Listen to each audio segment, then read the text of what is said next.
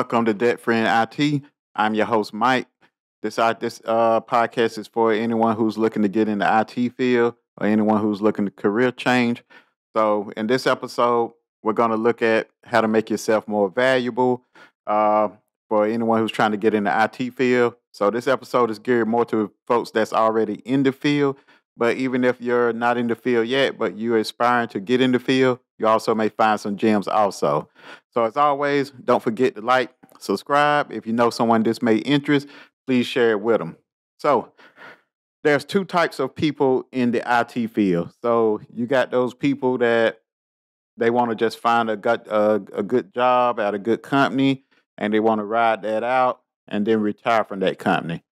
But then you got the other people that they want to make as much money as possible while they're in this field and while they're in their career.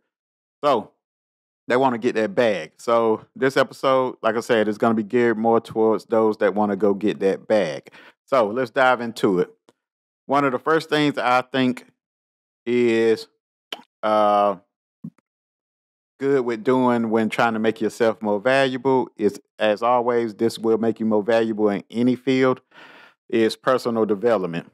So working on yourself and being able to work with others in the field, that's a good one. So there's a saying that someone told me before. I'm not going to say their names, but they told me that, hey, I can teach you the job, but I can't teach you to not be an asshole.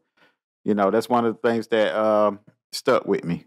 Which, if you break it down, pretty much saying that long as you're able to work with people and people don't mind working with you, then you can go far in the field. Because, even though you got an understanding of the field or the department you're trying to get into, being work wittable is, if that's a word, being able to be worked with and people don't mind working with you, I think that goes a long way. So, and pretty much in any IT field, you're pretty much going to be almost, I'm 100% almost sure that you're probably going to be doing some sort of support. When you're doing some sort of support, which means that you're going to be working with people that don't know anything about IT, as far as end users, whatever place you're at working, you're going to be supporting people that really may not be as advanced in IT as you. So you're going to need a good attitude in order to work with them. Then also, you're going to be working with other people in the IT department. So you may have a group of analysts that have different projects that have to collaborate and need help from you. So you're going to be able to have to work with those people. And sometimes, like I said, you may get in situations where you want to lose your cool, but being able to kind of deal with everything and take it as it goes and just take it for what it is and not taking your job home with you where it's affecting, your family and people in your household. So I think that's something that makes you valuable as you go along in your career and as well as other aspects of your life.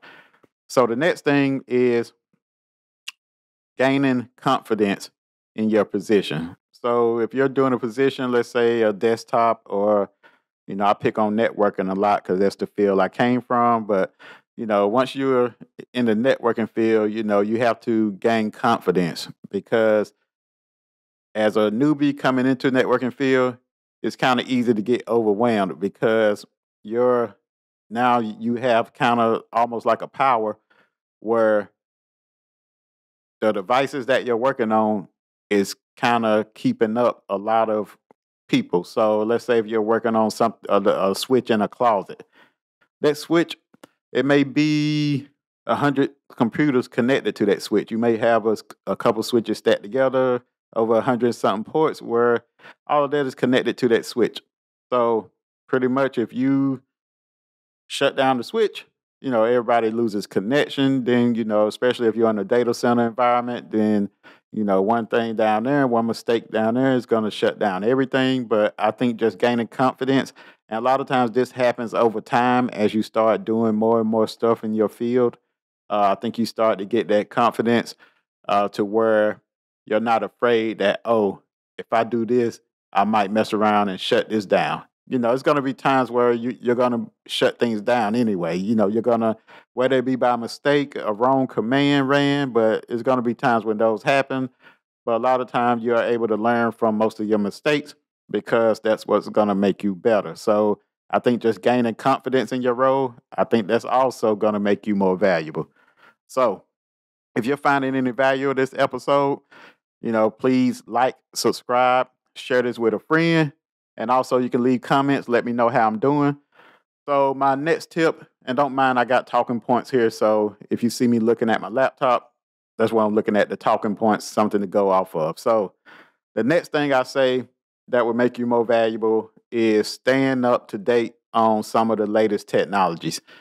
Now, I know this may be hard to do because let's say if you're working in a field where your company doesn't bring on the latest technologies. Your company may be a little bit behind. They may not be able to afford it. So you're not going to be able to work on the latest technologies. But I would say to get your hands on some of that stuff, you may be able to look at some virtual environments where you can lab it up and kind of get your hands on some of that stuff, because what you want to be thinking about is your next move, especially if you're in it to get money. It's always about your next move.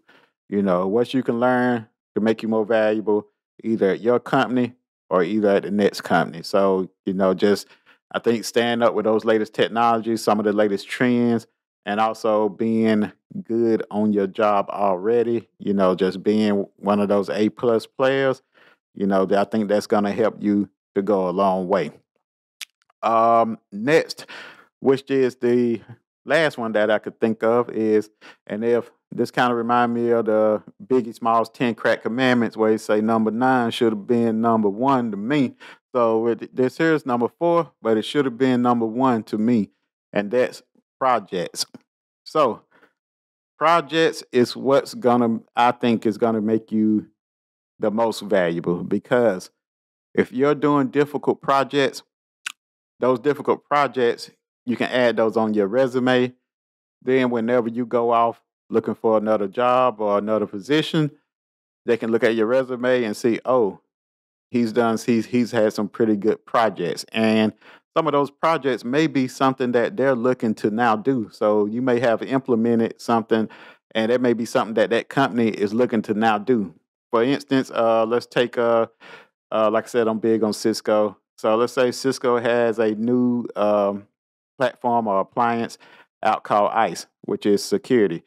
So let's say if you was able to help stand that up, or let's say if you was the lead on that project and you helped stand it up from the ground up, then you may go to another company and they're looking to implement that same project. So I think that makes you a lot more valuable, is by taking on different projects. I know sometimes you get in the field and you get comfortable and you try to you chill, you get in relaxed mode, you're just coasting, where you're taking the easy projects, depending on how the projects are given out.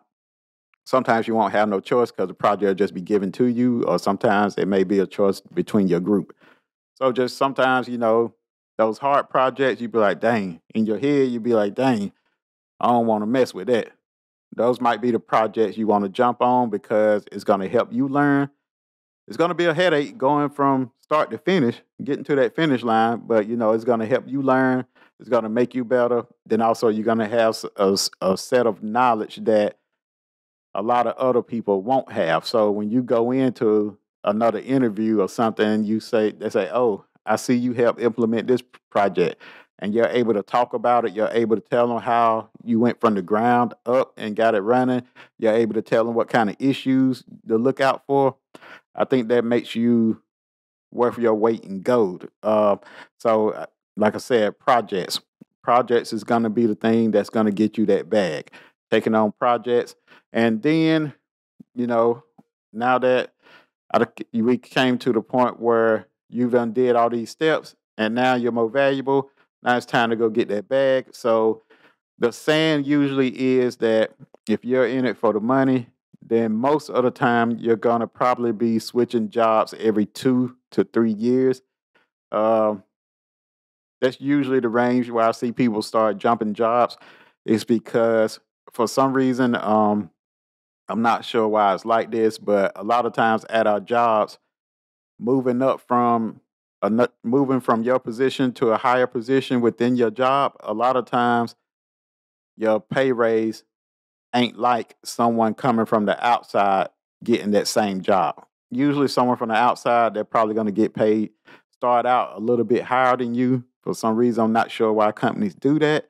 Seems like it either should be even, but that's usually how it's done. So a lot of times for you to get a good pay increase or a big pay increase, it may take you leaving one company, going to the next company. Now in the past, that was frowned upon. You think about it when our parents was growing up, it was looked at, oh, if you don't have more than 3 jobs in the past 10 years, they think something wrong with you. But nowadays, it's not unusual. I done seen folks with 10 jobs and they done left jobs every 2 to 3 years. It's nothing really frowned upon no more. So, like I said, if you want to go get that bag, that's something for you to do. So, I know this episode was kind of short and, we're coming up on the end. So, if you have any questions or comments, please leave it in the comment section. If you're looking at YouTube, please leave me a review. If you're listening in Apple or iTunes or wherever you listen to podcasts, please share this podcast. And if you have a friend that wants to get in the IT field, may need some encouragement or some motivation, please point them my way. Other than that, I'll see you next week.